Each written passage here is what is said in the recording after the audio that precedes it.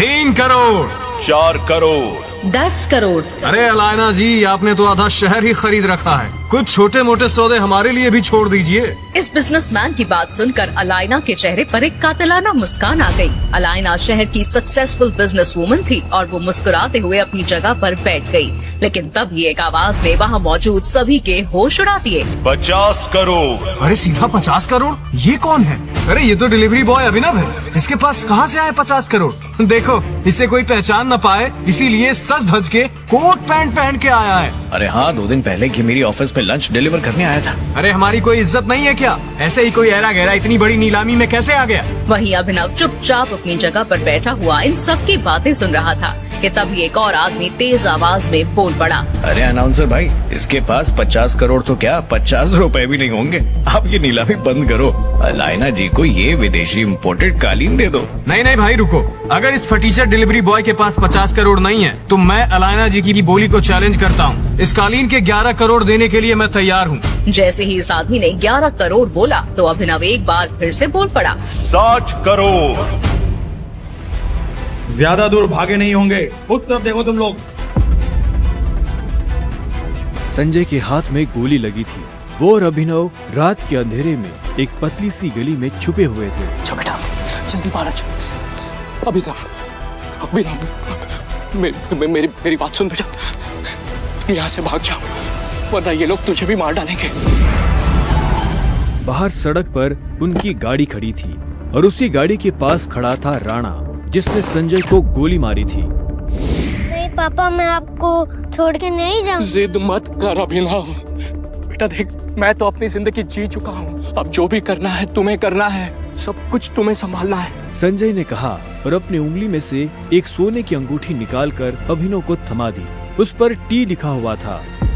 और एक बात हमेशा याद रखना, अपनी आखिरी सांस तक लड़ना है। Run tiger, run tiger run. और अपनी बंदूक लेकर उन लोगों का सामना करने के लिए गली से बाहर निकल गए। संजय जैसे ही अपनी गाड़ी के पास पहुँचे तो राणा ने संजय पर बंदूक तान दी। अभिनव चिल्लाया और अचानक से उसकी नींद खुल गई। पसीने में तरबतर अभिनव अपने बिस्तर पर उठकर बैठ गया और गहरी सांसें लेने लगा। 18 साल, पिछले 18 सालों से ये सपना इसी तरह से अभिनव को परेशान कर रहा था। अभिनव ने पहले अपनी उंगली में पहनी उस अंगूठी को देखा और फिर बाथरूम की तरफ बढ़ने लगा। 18 साल की उम्र में उसने अपना खर्च खुद उठाना शुरू कर दिया था। उसकी जिंदगी में बस एक ही खुशी थी, उसकी गर्लफ्रेंड वैभवी। जब भी वो वैभवी को देखता तो अपने सारे दुख भूल जाता था और आज तो वैभवी का जन्मदिन था, इसलिए अभिनव जल्द से जल्द उससे मिलना चाहता था। अंकल, ये केक कितने का है? 600 का है। और ये पेस्ट्री? वो 60 का है। एक दे दीजिए। Thank you. Thank you. कुछ देर के बाद जब वो वैभवी के घर के बाहर पहुंचा तो उसने देखा वहाँ काफी रंगीन लाइट्स जल रही थी और वहाँ से तेज म्यूजिक की आवाज आ रही थी। वैभवी, ये सब क्या है? ये कौन है वैभवी? देख नहीं रही है, डिलीवरी बॉय है। पर हम तो केक मंगवा चुके थे ना, फिर तूने ये पेस्ट्री क्यों मंगवाई? ओह, याद आया, ये तो वही डिलीवरी बॉय है ना जिसको तू डेट कर रही थी। ओह कम ऑन यार वैभवी, तेरा स्टैंडर्ड इतना गिर जाएगा मुझे नहीं पता था। Babe, happy birthday babe.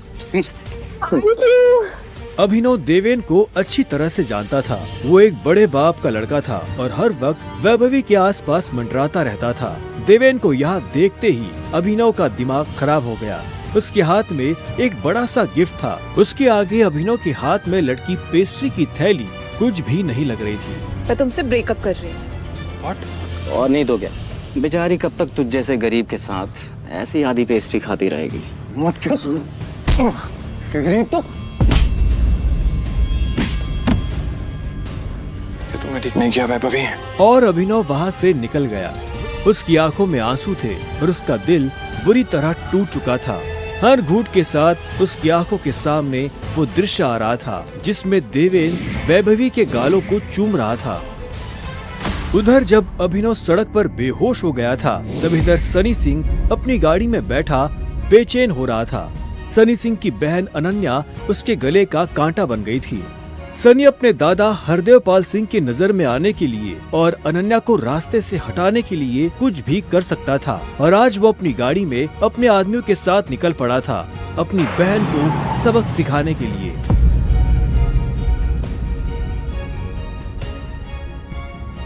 Sunny के आदमी अभिनव को उठाकर सीधा रूम नंबर 409 में घुस गए।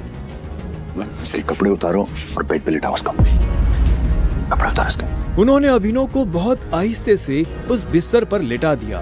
वहाँ पहले से सनी की बहन अनन्या सोई हुई थी। सुबह जब अभिनव ने करवट बदली तो उसका हाथ एक नरम हाथ से टकरा गया।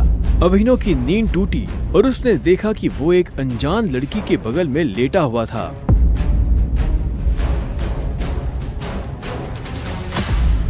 कौन हो तुम? तुम मेरे कमरे में क्या कर रहे हो? तुमने मेरे साथ क्या किया? वो भी इस हाल में?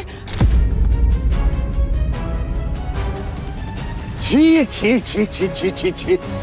शेम ऑन यू बहना। मुझे तो तुम्हारे पर हमेशा से डाउट था। कितनी बार मैंने दादाजी को समझाया, बोला, पर हर बार बोले मेरी अनन्या ऐसा नहीं कर सकती। लो, कर दिया तुम्हारी अनन्या ने ऐसा। अब पता है दादाजी को उनकी पोती की ये चल रही है इनका से लाइव टेलीकास्ट दिखाने के लिए मैंने उन्हें यहाँ बुला लिया। भाई मुझे नहीं पता, भरोसा करिए। क्या हुआ, कैसे हुआ? मैं जानती तक नहीं इस लड़के को, नहीं जानती भाई। मैं भी, हम दोनों के बीच में कुछ भी नहीं हुआ। नहीं। इससे पहले कि अभिनव सफाई देता, अनन्या और सनी के दादा